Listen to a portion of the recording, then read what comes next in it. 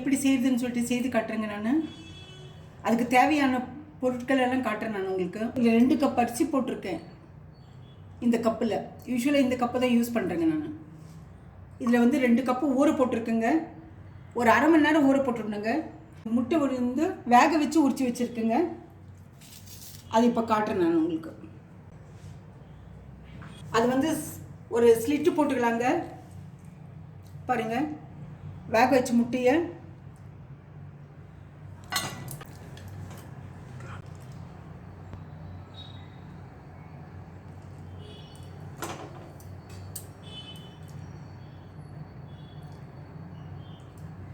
இந்த மாதிரி ஸ்லிட் போட்டு வச்சுக்கலாங்க. இதில் கொஞ்சம் உப்பு காரம் போட்டுடலாங்க. பாருங்கள், கல் உப்பு கொஞ்சமாக போடுறேன் நான். இந்த முட்டை கலவா மஞ்சள் தூள் போடுறேன். பாருங்கள், மஞ்சள் தூள். பாருங்கள், வரமிளகா பொடி,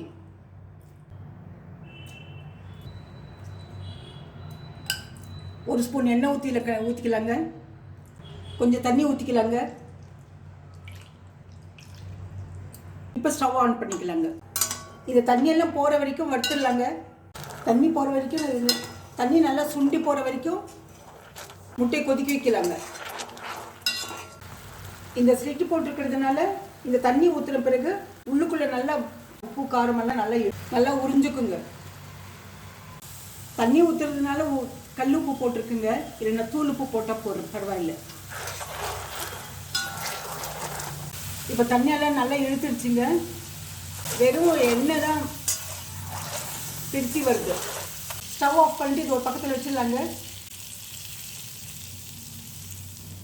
இப்போ மிக்சியில் போடுறதெல்லாம் போட்டுக்கலாம். ஒரு 1/2 ஸ்பூன் சோம்பு, 6 வரமிளகா போட்டிருக்கேன். 1 கிலோக்கு 12 மிளகா நான் சொல்லியிருக்கேன். நான் 1/2 கிலோ. இது வந்து இந்த கப்பு வந்து 6 கப்பு போட்டாக்க 1 கிலோ ஆகுது. இது 2 கப்பு தான் போட்டிருக்கேன் நான். அதனால் நீங்கள் வந்து இது கொஞ்சம் சுருக்குனுக்கு தேங்காய் பால் ஊற்றுறதுனால காரம் கம்மியாகும். காரத்துக்கு தகுந்த மாதிரி போட்டுக்குங்க. மிளகா பொடி போடுறத விட மிளகா போடுறது டேஸ்ட்டாக இருக்கும். அதனால் நான் போடுறேன். பட்டை போடுறேன், கிராம்பு போடுறேன், 4 கிராம்பு, ஒரே ஒரு ஏலக்காய் போடுறேன். ஏலக்காய், இஞ்சி பூண்டெல்லாம் போடுறேன். பூண்டு பாருங்கள், பூண்டு போடுறேன். இஞ்சி கட் பண்ணி போடுறேங்க. 2 துண்டு போடுறேன் நான். ஒரு துண்டு போடுறேன். 2 சின்ன வெங்காயம் போட்டுக்கலாம். இந்த சின்ன வெங்காயம் எதுக்கு போடுறதுனாக்க சாதம் வந்து சாஃப்டாக இருக்கும். எல்லாம் முடித்த பிறகு சாஃப்டாகிடும்.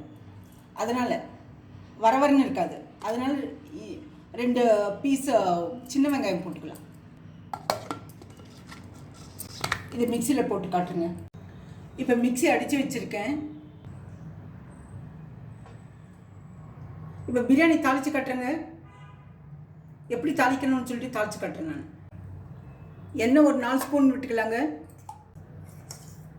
நெய் 1 ஸ்பூன் விட்டுக்கலாம். எண்ணெய் பொரிஞ்ச பிறகு பட்டை போடலாம். எண்ணெய் பொரிஞ்சு போச்சு. இப்போ பட்டை, ஒரு ஏலக்காய் போடலாம். அதுவும் பட்டை பொரிஞ்சு போச்சு. இப்போ பச்சை மிளகாய் 2 போடலாம்.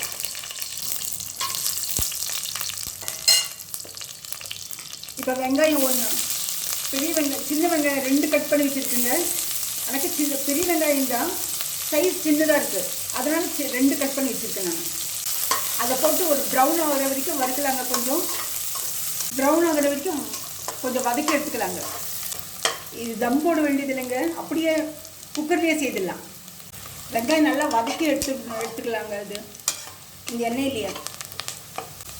இப்போ மிக்ஸி அடித்து வச்சுருக்கு இல்லைங்களா, அது ஊற்றிடலாம்.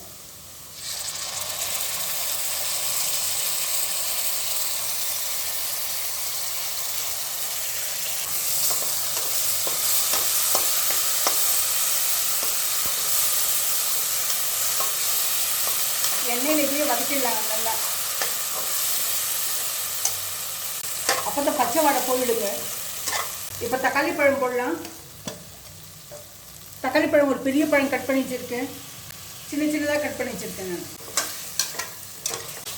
இந்த தக்காளி பழம் நல்லா ஸ்மாஷ் ஆகணும். அது வரைக்கும் கொஞ்சம் வதக்கி எடுத்துலாங்க. கொத்தமல்லி தழை போடுற கட் பண்ணி வச்சுருக்கு பாருங்கள், அதை போடுறேன்.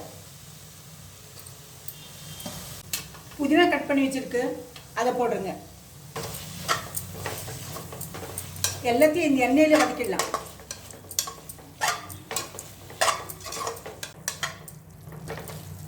இந்த தக்காளி பழம் நல்லா ஸ்மாஷ் ஆகிருக்குங்க. இப்போ இந்த முட்டையை இருக்கு பாருங்கள், எடுத்து வச்சுருக்கோம். இந்த முட்டையை போடலாம்.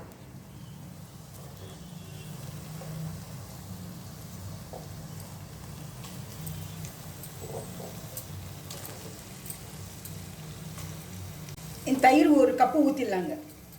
தேவையான உப்பு போடலாங்க. இப்போது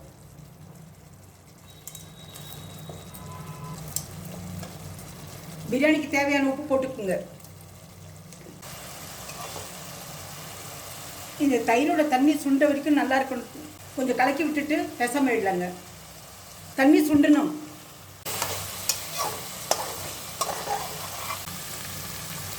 தயிரில் இருக்க தண்ணியெல்லாம் சுண்டி போச்சு.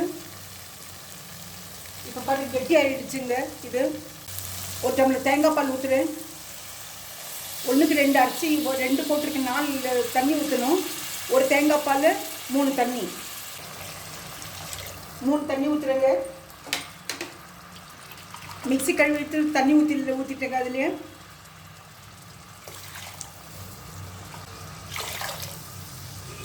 மூணு தண்ணி. இந்த தண்ணியிலே ஒரு பிரியாணி இலை போடுறேங்க. 2 இலை போடுறேன் பாருங்கள். ஸ்டார் அதிகமாக போடாதீங்க, 1 போடுங்க போகிறோம். இந்த ஸ்டார் போட்டிருக்க 1. அதனாக்கா ஸ்டார்னா அனாச்சி பூ 2 மராட்டி மொக்கு போட்டால் போகிறோம். இந்த தண்ணி கொதிச்சதும் அரிசி போட்டுடலாம். அரிசி போட்டுட்டு மூடி வச்சிடலாம். உப்பு முதலே போட்டிருக்கேன். இந்த தண்ணத்தில் பார்த்துக்குங்க உப்பு. அரிசி வந்து அரை மணி நேரம் ஊற போட்டு வடித்து வச்சுருக்கேன். பாசுமதி அரிசிங்க இது. நீங்கள் சீரக சம்பாவில் கூட செய்யலாம், உங்கள் பிரியம். இந்த தண்ணத்தில் உப்பு காரம் பார்த்துக்குங்க. நீங்கள் உப்பு பார்த்துக்குங்க, காரம் கரெக்டாக இருக்கும். உப்பு நீங்கள் போட்டுக்கிறதுக்கு கரெக்டாக இருக்கா பார்த்துக்குங்க. நீங்கள் மூடி போட்டு வச்சிடலாம். 2 விசில் வந்தால் போகிறோம். ஓப்பன் பண்ணி காட்டுறேங்க உங்களுக்கு. இந்த பிரியாணி வந்து ரைத்தா கூட சாப்பிட்டா நல்லாயிருக்கும். இப்போ 2 விசில் வந்தாச்சுங்க. ஆறி இருக்கு. இப்போ திறந்து பார்க்கலாம். நான் மஞ்சள் தூள் மறந்துட்டு அப்புறம் போட்டுங்க.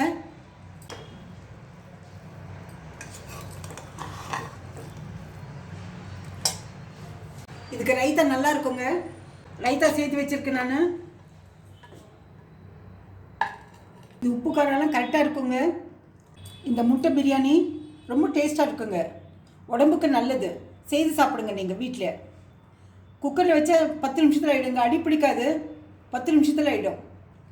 அது வந்து நம்ம தண்ணி ஊற்றின பிறகு, அரிசி போட்ட பிறகு சிம்மில் வைக்கணும்.